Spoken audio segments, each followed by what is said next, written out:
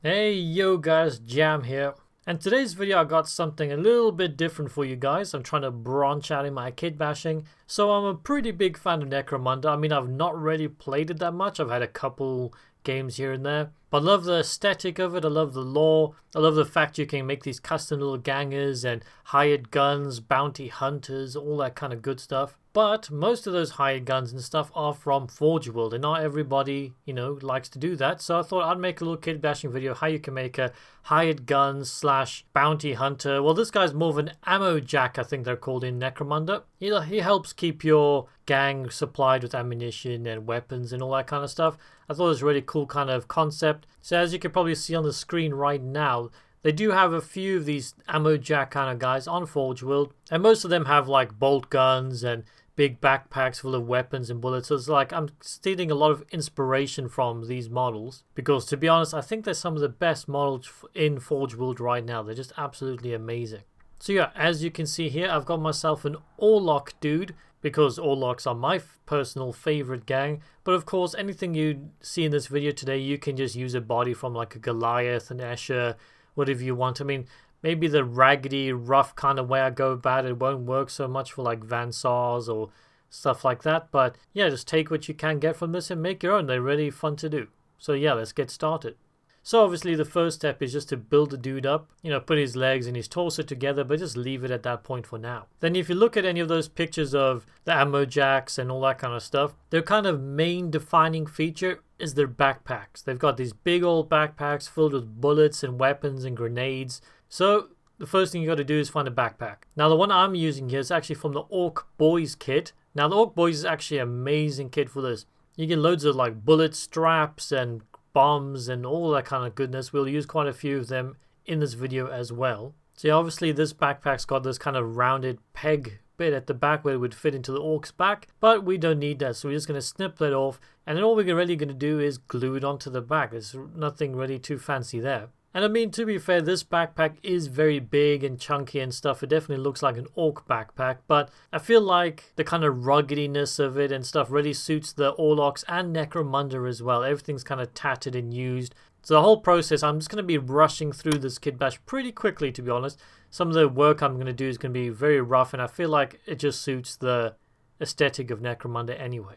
Alright, and then the next key feature you see in these guys, a lot of them have bolt guns. A lot of them don't use like auto guns and stuff like that. They get the cream of the crop, the best armory kind of stuff you can get, I guess. So we're going to use this arm from the Orlock gang kit, and then I've got this spare bolt gun from the old Chaos Space Marine kit. I think it must be from there. To be honest, it's been in my bits box for absolutely years.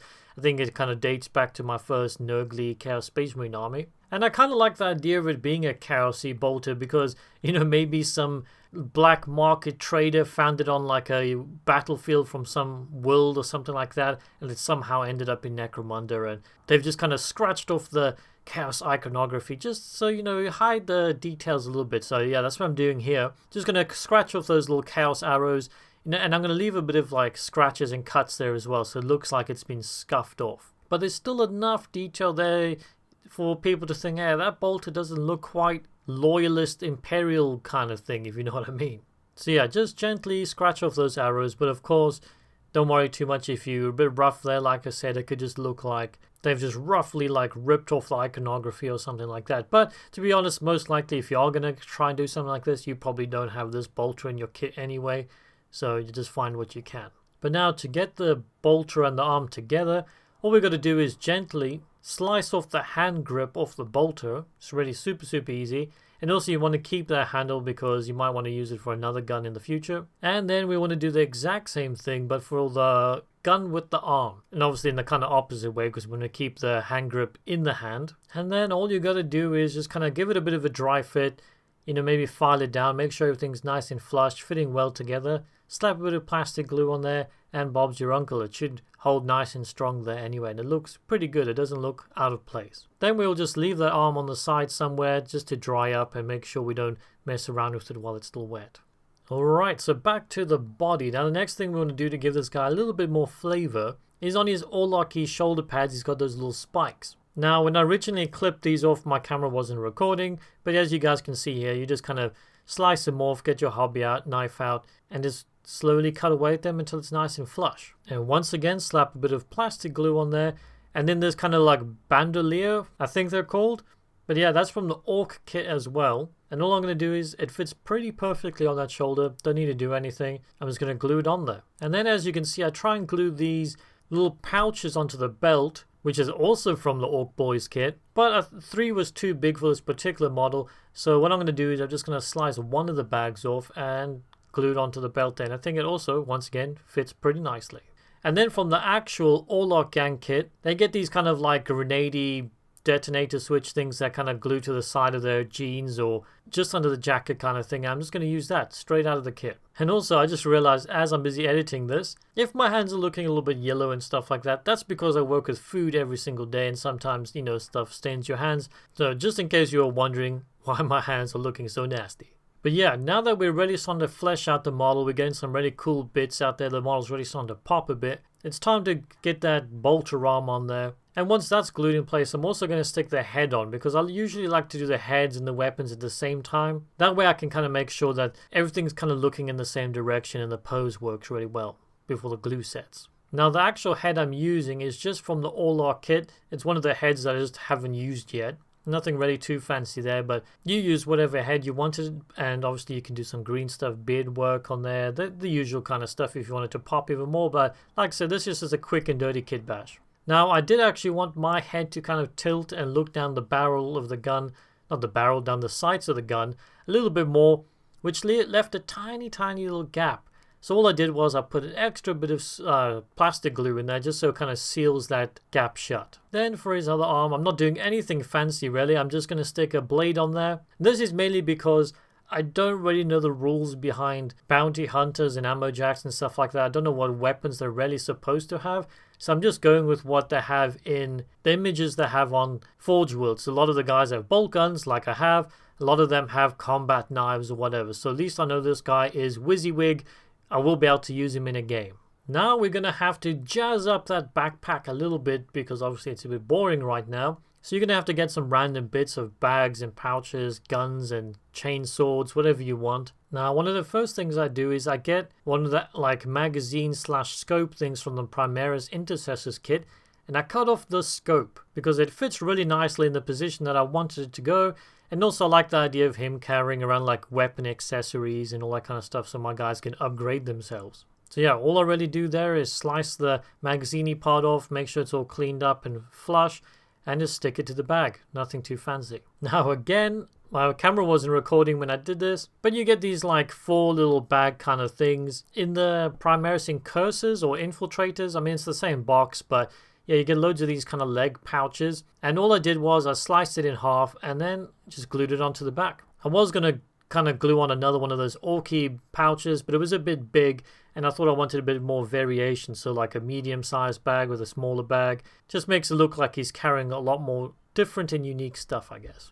And then one of the last things we do to the backpack is we need some sort of weapon on there. Now I did think of putting a chainsaw on there, or like a bolt pistol or something like that, but I've got this big old chunky sword blade dagger thing from I believe the Space Marine Scouts. Once again, I've had this in my bits box for a long time. I'm not really sure where it's from. And usually the Orlock kits, they kind of have combat knives strapped to the back of them as well, so I thought it was fitting in that way as well.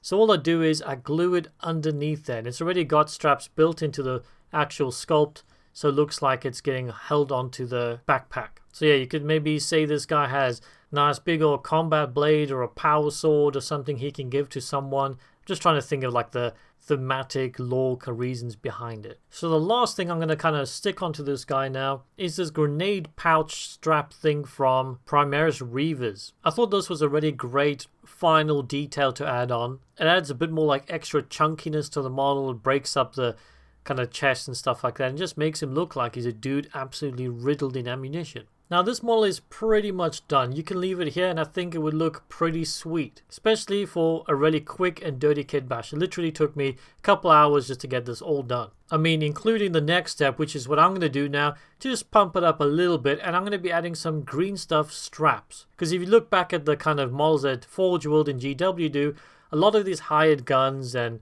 stuff like that, they've always got kind of like tattered, rough cloth wrapped around their boots and stuff like that. And that's pretty much what I want to replicate here. Just give them a little bit extra detail. And the key word here is really, really rough and tattered cloth. I'm going to do this super quick. And you guys can do it as well. If you're scared of green stuffing, I know a lot of people are, you really can do this super, super easy. So yeah, let's get on it with that. Now, obviously, I've rolled up some green stuff. I've let it stand for about half an hour to an hour. If you let it set like that for a bit, then it's much easier to turn into tattered cloth and move it around so it doesn't kind of tear apart and be too sticky. Just make sure your hands, your surface, everything's wet. Cut a bit off, start rolling it out into a little sausage thing, wait till it gets quite thin, but obviously not too thin, you don't want it to snap apart. Then you just get a hobby knife or a toothpick or something and roll it flat so it looks like leathery straps or cloth or something like that, or you can just leave it a bit more rounded if you want more of a rope effect, I guess. Now when you're starting, you're kind of like strapping up, so to speak, I guess. Always take more with you than you need, because here the first one, I cut it really short and only got halfway up the leg and needed to put more on. So yeah, just take up like the whole strap and just start randomly twisting it up the leg. Obviously being gentle because you don't want to snap it, but you also want to pull it quite tight because you don't want it to be hanging off too loose. Just keep your tools wet and just gently go around. It really doesn't take too long or much effort. And if you happen to find the green stuff's not staying in place and it keeps moving around, slap a little bit of super glue on just the one end, just so it holds it in place while you're working on it. I do that quite often. Just keep in mind, once you got super glue on there, the green stuff tends to go hard pretty quick. And as always, once you're done your green stuffing, if you want to, make sure everything's nice and smooth, not too much weird texture. Get a damp paintbrush and just kind of rub it over to smooth out the details. So yeah, I went ahead and did a couple more extra straps here and there because you guys kind of get the gist of how to do it. I've had a couple over the backpack, you know, making it look a bit more like tattered and held together. And also put a couple extra straps over the gun scope because then it kind of makes it look like something's holding it onto the bag and it's just not floating, if you know what I mean. But the last part I am going to show you guys is the arm with the bolt gun. I kind of want some like cloth kind of flapping in the wind, just a bit looser. So first up, the part that I actually want flapping in the wind, I'm just going to cut a bit off and glue it on where I want it. So that way we don't have to rely on actually twisting and hoping we get an end coming out. And once that's on there, all we're going to do is the exact same thing we did for the leg, just slowly wrapping it around the arm there until we get it to where we want it. And yeah, that's pretty much it. Like I said before, just make sure you kind of keep the green stuff a bit tight, because I know the leg one, I wanted to do it quick and rough, but that was a bit too messy for my likings. Then all I do is I make sure some of the pieces of cloth are loose and kind of dangling in the wind, and I rough up the end of the flappy part there just so it kind of looks a bit more like a, once again, tattered cloth. And then I go around all the straps with my hobby knife and I just add some extra detail, some scuffs, maybe some cuts, some holes. Just give it that extra bit of depth, because when you've just got plain flat green stuff like that, it just doesn't quite look right. I know you can paint in detail, but when you've got it in the actual sculpt, it always looks a little bit better. And there you have it. You got a nice little hive scum bounty hunter dude ready to rock and roll. So yeah, hope you guys enjoyed this video. Like I said, it was something different, not Space Marines or anything like that. I really enjoyed it. It was just something I had an idea of and I kitbashed it out in a day. And it was kind of fun just to do something a little bit different where I just had some inspiration. Now, of course, if you want me to continue this series, definitely let me know below, because I'd love to do a lot more things. Like Necromunda has so many different kind of themes and stuff you can work with. Like you get doctors, you get dome runners, you get all these kind of bounty hunters, we get squats. I was actually thinking of doing some sort of squat bounty hunter as well. I think that'd be super fun. And of course we've got Gene Stealer cultists, so much options. But obviously if you guys enjoyed the video, if a lot of people want to watch it, then I'm going to continue this series. But most of all, I hope you got some good ideas and inspiration for any future projects, because, you know, that's why I make these videos. You know the drill by now. Like and subscribe. And of course, if you want to support the channel in any way, I do have a Patreon, which would be awesome if you kind of hopped on there and helped me keep my bits box full. And of course, I've got a merchandise store as well. But until the next video, guys, bye-bye.